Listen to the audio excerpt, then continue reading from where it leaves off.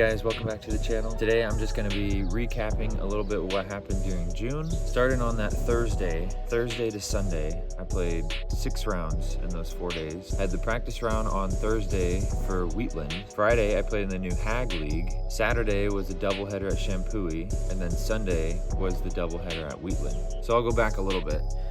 There's been a Hagg League round every Friday now at Hagg, of course. It's a flex league, so you can pick pretty much any time of day that you want to go. The only stipulation really is that your card has to have at least 3 people on it that are also doing the Hagg League in order for it to count. It is only $3 for the PDGA sanction, so in order to get a rated round out there, it's only $3. It's another $7 just to enter the league and get payout if you win, or just pay in to the people who do win. And then there's an ace pot as well for $2, so it's pretty much $12 a week if you want to do the full league. There's payouts and there's rated rounds, like I said, so it's definitely worth it. If you haven't been able to get out to Hagg, definitely this would be a good opportunity to get yourself a rated round. That started back in May, so there's 2 weeks in May that we were doing the Hagg League, but pretty much all of June, all of July, that's what it's going to be. I can post a link in the description, so if you guys want to check that out. The interface of the website, not gonna lie,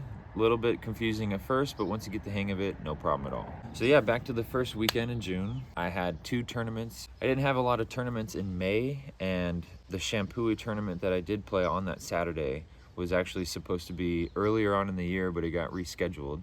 And then the Peak Wheatland was something that I wanted to do because I like competing at Wheatland. So I figured challenge myself, give myself 2 tournaments that I feel like I could compete in 1 weekend, 4 rounds. Shampooey went great. Stuck to my game plan. It worked out for me. First round played pretty good, but made some mistakes here and there. My goal at Shampooey is always double digits. You can definitely shoot super hot out there. I definitely want to be up in that kind of 13 to 15 range. I think that's what it takes to win out there, 2 rounds of that consistently. But I was able to get on the lead card, and then pretty good battle at the top. I feel like it was me, Dominic, and Mac kind of going head to head. In the end, I was able to take it down.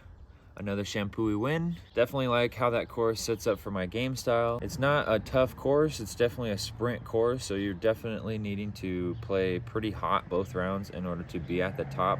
And it's one of those courses where if you have a pretty hot round first round, you can pretty much expect everyone to have a pretty solid second round. So no lead is super safe out at Shampooey. Leading that play into Wheatland on Sunday, my body felt good. I didn't feel like I was too tired for the 2 tournaments in 1 weekend. Not a whole lot to show for though on that Sunday. My play wasn't horrible. I just, at Wheatland, there's specific landing zones that you have to be in, and there's a few holes where I had pretty errant upshots that could have been birdies, but at the end of the day they were not. Like I said, I like competing out at Wheatland. I feel like it suits my game pretty well. I think with the average of those 2 days of that weekend and just however I was playing through May, we saw a little bit of green this ratings update, so nice little progress bump. It's always good to see a green plus next to your number there on ratings day. I'm trying to learn not to hold too much weight in the rating because it doesn't show the full picture, but you know, it is what it is. If it goes down, it goes down. If it goes up, hey, that's great. After that, I had a few weeks off. I played 1 other Hagg round, and then the next 2 weeks after that, I either didn't have enough or I just didn't want to play that weekend because I was doing something else. Aside from tournaments for a sec though, I did actually become the official editor for Wild Rose Athletics. So if you're watching a YouTube video on Wild Rose, which if you're not already subscribed, what are you doing? If you're watching any of the Wild Rose YouTube videos, I'm the editor, baby, let's go. Paige went ahead and brought me onto the team. One of my goals going forward with doing editing and stuff is potentially being a either personal videographer / editor for specific players that want to build their YouTube channel, or see where this Wild Rose adventure takes us. And if I can be the full-time editor for Wild Rose full-time, that would be amazing. But in the meantime, we're doing this pretty much as a passion project. I still have a full-time job. A lot of this is just passion project, honestly. This YouTube channel, my Instagram, pretty much all that I'm doing with disc golf. I'm just doing it because it's fun. I love to compete. I've always liked making videos, just never really had an outlet to do that, so this has given me an outlet for that. Also given me an outlet to practice my editing skills. And it's been a lot of fun to make YouTube videos and do this kind of thing, so appreciate you guys if you're watching. following along. It means a lot to me. I was able to put out the first full 2 rounds of coverage that Wild Rose has done. So I was able to join in for the last tournament, the Root Scoop Bogey. If you haven't seen that coverage yet, definitely go check it out. And that brings me into the next topic, which was this last weekend. I had a tournament at the Roots. Happy with how I played. First round, just a few mistakes, a lot of birdies, but a couple bogeys. I was able to sneak into lead card though for the second round. Had Graham, Jesse, Arturo.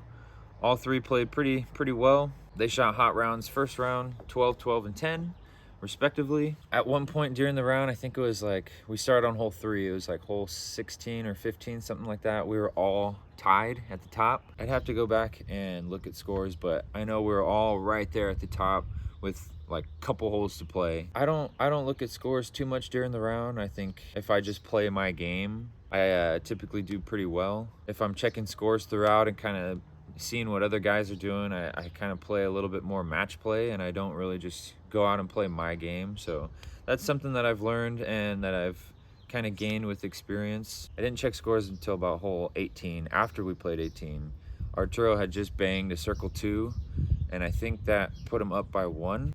I don't check scores, like I said, that much, and I was after hole 2. Arturo taps out his par, and I thought that's all I needed to win by 1. Turns out Jesse also birdied, so they went into a playoff. So I felt super dumb. Sorry, Arturo. I was all congratulating him and everything, and he's like, dude, I got a playoff still. So my bad on that. Like I said, I don't check the scores that much. Probably should a little bit more. Yeah, anyway, it was a good tournament. I like how I played overall.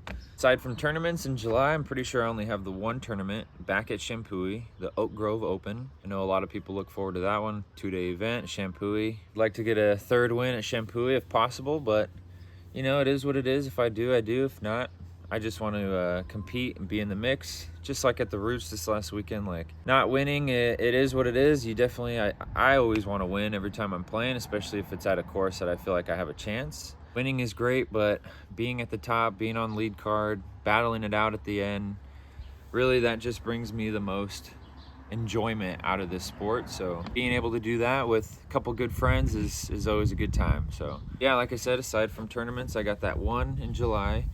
And then other than that, we just have, I think, 4 more Fridays in July for the Hagg League. Again, I'll put that link in the description. Make sure you check it out. I don't really have much else for you guys today. I'm kind of busy. I got to get this video out before next month. I've been working on the McCormick video with Ty, so stay tuned for that as well. I just got the coverage from Paige for the Crooked Lines Classic, so stay tuned for that on Wild Rose's channel. Anyways, that's pretty much all I got for you guys for this month. Thank you guys all for joining. This has been the June vlog. If you haven't gotten a Brian Johnson Wild Rose hat yet, make sure you go get one. These are super nice. Probably my favorite hat as of late, so make sure you guys go check one out. Thanks again for watching. I'll see you guys in the next one. Definitely